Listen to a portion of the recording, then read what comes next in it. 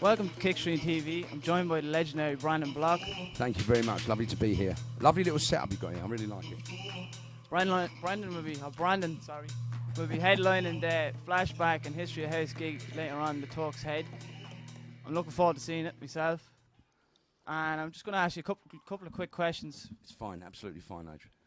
Yeah, your career kicked off in 1985 in a local pub. Yes. Can you tell us a bit about that and what were your early musical influences? Well,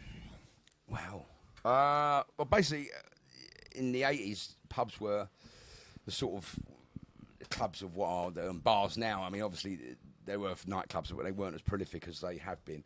So we used to drink in pubs, and my friends and I used to buy our local imports from the record shop in Wembley, where I grew up. And we used to buy them from a guy called Daddy Ernie, who's a massive DJ on Choice FM, but they're not existing anymore. Anyway, he used to get the imports in from America. We used to buy hip-hop, disco, any sort of... I suppose that was underground music at the time for us. And we just used to buy it each week. And the pub we drank in had a DJ. And one week he didn't turn up. And we knew everyone, obviously, because we were drinking in there. So the boss said, look, can you go and get your records because we need someone to play tonight. So we went and bought our big milk crates full of tunes back, piled them in the record in the DJ box. And the three of us played like back to back, let's say. It was a great success. The boss of the pub said, right, you may as well carry on and we'll get rid of the other fella, which he did. And we did it every week. And from then, myself and my partner at the time, still my partner now, we do gigs, he's called Ali Job. We went and bought a British Telecom comma van. And because of the pub we was in was part of one of the pub groups, we used to go around to all the other pubs and play music, and it sort of started like that. But we kept it quite soul-y and disco-y, and so it was a niche market really. But then that's what happened, and then obviously clubs came after, and it was a sort of natural progression. So yeah. Yeah, in '88 you got your first residency in Zigzags and you started up your own Night Haven Stables. Yeah, well, the residency, yeah, I did by chance. I think that was just by driving people mad that I just managed to get the rep. Listen, it was great, and my mentor, in fact, John Jules, who's a very good friend of mine still to this day, and we still do gigs together. He was a fantastic DJ, and he was a very big influence of mine. He was resident, and I went along and actually started to become resident alongside him. There was two of us then doing this night, and then the guys who promoted it, there was another club in Ealing who wanted to do an alternative day, and this is when people started going out all the time. So the club in Ealing on a Sunday, was I started there at night, but then what happened was he wanted to start doing the day, so I ended up doing the daytime with another friend of mine, Dean Thatcher, who's a very prolific DJ now back in the Northern Soul scene and ska and reggae. Me and him started a Sunday daytime thing called Thirst, which went through the day and then stopped at 7 in the evening. They shut for an hour, and then he opened up for the nighttime session. And I was there all day pretty much. Yeah. So it was, it was great days, really great fun. Yeah. I think you first went to Ibiza, so I believe in 1990, record label you used to work with? No. I went with Charlie Chester, who's a very famous promoter, and he was actually part of our company. Flying Records, actually, we were involved with Flying Records. Together we were business partners, let's say. But Charlie was going out to Ibiza to look at putting on a big party, which turned out to be like the biggest, or the first, let's say, influx, or first promoter as such to do parties in Ibiza. And it was called Ibiza 90, the chill out session. Anyway, he took bands over, he took Primal Scream, he took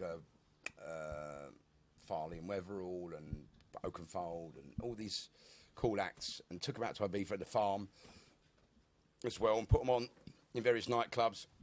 It was the biggest, it was the first one that, an amount of English people had gone to as a trip.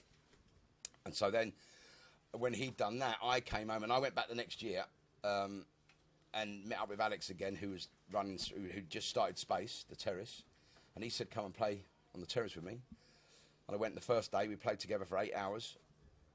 And they said, you may as well just have a job, and stayed. Residency there. And that was it. And so I went there with Alex, and we ended up being resident, obviously, for 6 years in the Terrace.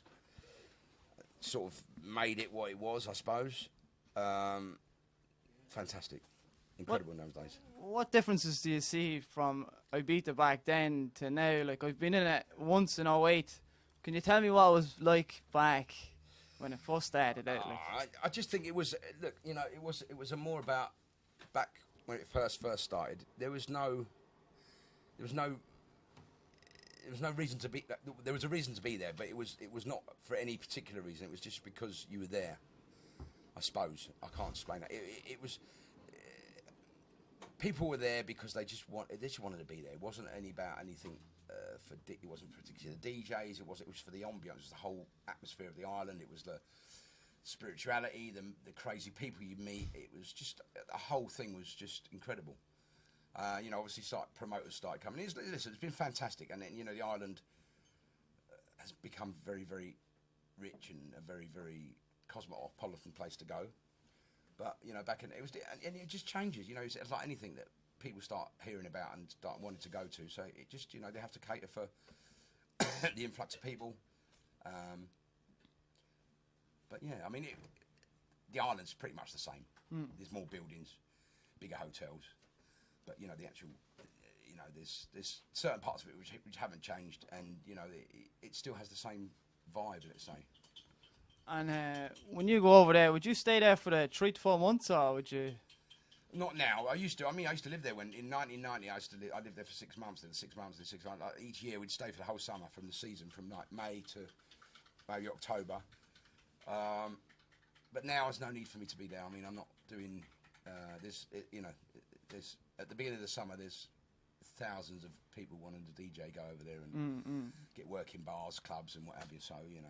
I intended to do that in '09, but my little girl came along, so that went out the window. More important things, yeah. More important things. Yourself and Alex had a radio show on Kiss 100. That's right. Around the same time as Tony DeVitt. Yeah, passed away. I got the news, actually. I was very upset by Tony's passing. Yeah, it was around that time, yes. Yeah, so you answered my question. You did pass, you know. And what was it like playing on the radio in comparison to playing in the clubs, like? Well, the radio was excellent fun. I mean, you know, it's different because you're not behind, you're in front of people. But we are, I suppose, myself and Alex, more sort of personality. We do like to get involved with the crowd and like to interact. But we had a real cult following at the time. It was fantastic because we were the biggest. It was like the most listened to show in London. And Pete Tong was, because Radio 1's obviously countrywide. But in relation to Pete's show in London, ours was busier at the time. But it was only London. But what's the difference? I suppose you can get away with a bit more. I mean, we can't because it's drive time. Yeah. But it was great fun. It was incredible fun, and we used to have some real, like, sort of not cheesy sort of radio speak sort of features. You know, like we used to have people come in and do idents for. You know, I had a friend called Steve Long who used to come and do. Impersonations, and we used to have people who come along and do voiceovers, and you know, we had a thing called Geezer Power, because at the time the Spice Girls wanted girl power, so me and Alex had Geezer Power. We used to get people ringing up going, Geezer Power. What was the rest of it? Geezer Power. What was it? Oh, the rest of it. My mate Paul sung this Geezer Power. What was the rest of it? Something about.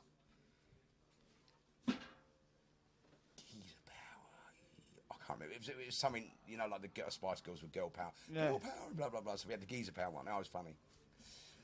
But yeah, radio was great fun. Yeah. And when Kiss got taken over by EMAP, which is a big conglomerate, it sort of changed a bit, and we didn't behave too well, to be honest. No, it can happen. It can happen. Yeah, so we were asked to leave kindly.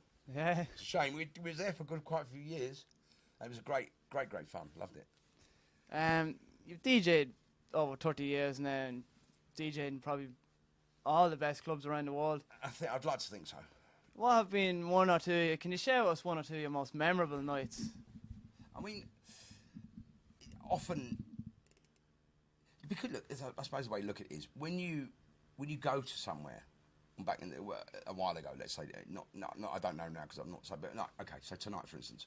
When you go to a place and people want to come out to see you, they generally make the effort to have fun.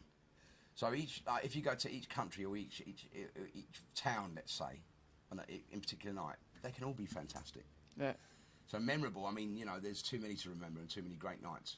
But I mean, if you, I talk about memorable moments. I suppose a good memorable moment for me would be the MTV, the first big MTV party in Ibiza, which was, when was that? That was 1994, 4. My mate Tony Hannon from Leeds was sort of implicit in making that party happen for MTV. He was working for MTV at the time. But, that was in a quarry, and it was like the first sort of 3,000 or 4,000 people in Ibiza together, and it was great. We've had a great set, me and Alex, and that was quite a memorable occasion. I mean, there's been so many. I mean, as far as gig size concerned, I played at the Millennium in 2000, the Millennium Dome, which is quite a big gig. Oh, quite a lot of people. So I mean, but as far as having great nights are concerned, there's just too many to mention. Any infamous nights? I seen you there. You done an interview in the Time Tunnel, and you're just saying that you were DJing behind a boot, and at that time in space it was so hot that you used to DJ with no clothes on. No, it wasn't in space. It was another club, and we just decided we'd take our clothes off for a bit because the DJ box was high up top. No one could see behind, so it was hot. So you'd have your top off anyway. You could be inside a club; it was boiling hot, so no one knew. And then by the end of the set, we put our trousers back on, and no one knew anything. It was just to keep cool. Really. I'm not going to keep you too much longer. That's fine. That's fine. Outside of the DJing, have you any other interests or any other? Well, I work for the National Health Service. I'm employed as a project worker, and I work with people who have issues, many issues involving homelessness, mental health, drug abuse, crime, and I help those people to get their lives back in order. Must be very, very rewarding jobs. It can be very rewarding. It's very, yes, but the thing about it is it's actually frightening that you see the reality of it in the flesh, and this is going on and it happens, and it's like, wow, in the modern day you think, how does people end up like this? Do you get it? Yeah, I understand. When we kind of go around in a bubble, and it's only when we're put in the position that it's tough to see what actually really is happening. A lot of it is a lot of it out there. So, well, I'm not going to keep you any longer. Thanks very much. Absolute pleasure to interview you. Yeah, pleasure to speak to you. And, a big shout out to Johnny Lennon and Derek Cully who are in the studio now. The gig's on tonight. Make sure not to miss it tonight. Turk's Head. It's going to be a great gig. I absolutely can't wait to see Brandon's set. It's going to be amazing. Thanks very much, man. Lovely to meet you, mate. Thank you. Let's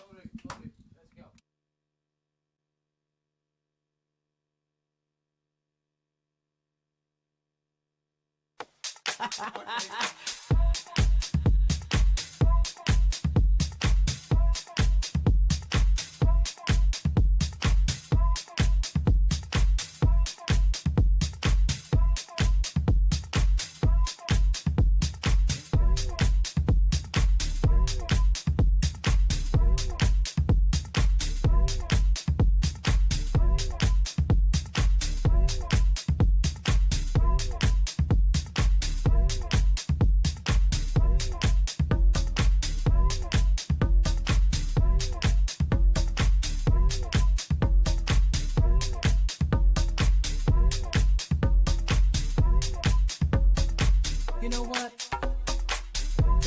can make it. You know how? I know. Cause I said so. You know, people come into your life for a reason and a season. But you and I are together forever. You know why? Cause my spirit tells me you are my soulmate. My heart, my soul, my everything. I know we can make it. We can make it.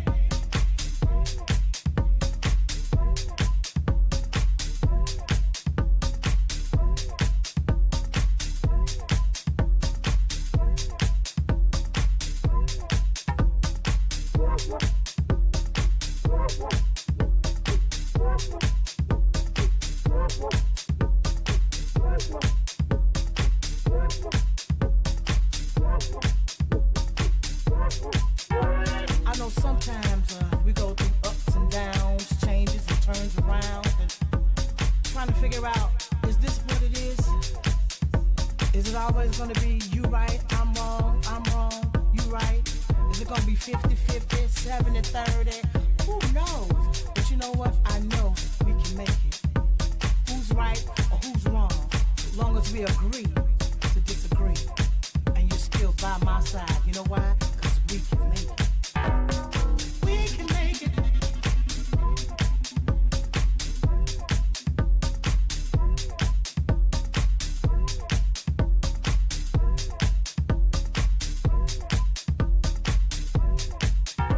You see, you came into my world for a reason. It was a nice sunny day. Saw you walking with them shorts on, and I said, ooh, who is that? And you turned and looked at me, and I looked at you, and I knew right then and there we were gonna be together forever. So get those ideas out of your head, out of your head. You know why? I know we can make it. We can make it. We can make it.